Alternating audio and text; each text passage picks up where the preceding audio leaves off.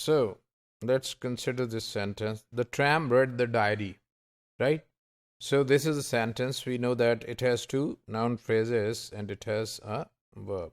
So passivization, fronting, and clefting help to establish the following bracketing. Sentence. This is a sentence, and the tramp is the noun phrase. Read is some constituent, and the diary is noun phrase. We have not labeled read so far because we are going to discuss this. What is read, right? So the tram and the diary are noun phrase, but what about read? So the word read belongs to the class of verbs like walk, help, sleep, etc. Right? So is read a constituent? So we are going to discuss its constituency. Again, we need some test to answer this question. Obviously, as linguists, we need to know things objectively, that whether something is possible or not possible, and what is its actual status in the ranking of language.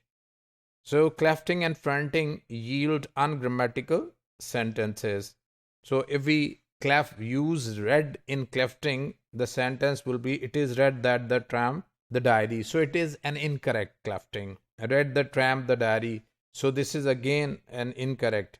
So the tram, in fact, pseudo clefting shows that read and diary constitute one unit.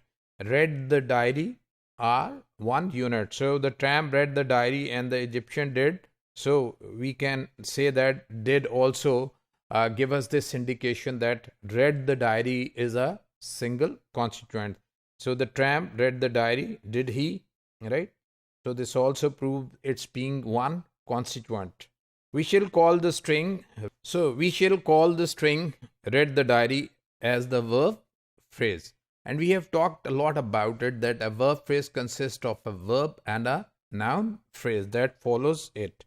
Right? So verb phrase, verb is read, and that is the head of the verb phrase. So in our example, read is the head and followed by a noun phrase.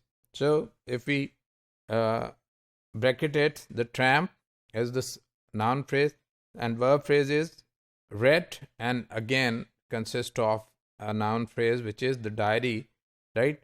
So every verb phrase generally, but we'll see that there is a lot of variety, may have a noun phrase. So the diary is a noun phrase within a verb phrase. So in a sense, the noun phrase completes a verb phrase, right?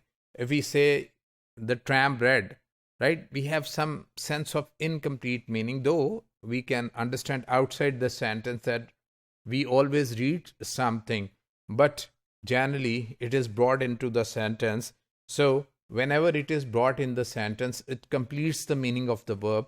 And since any constituent that completes the meaning of another word or another constituent is called complement, so we can easily say that the diary is complement of the verb read.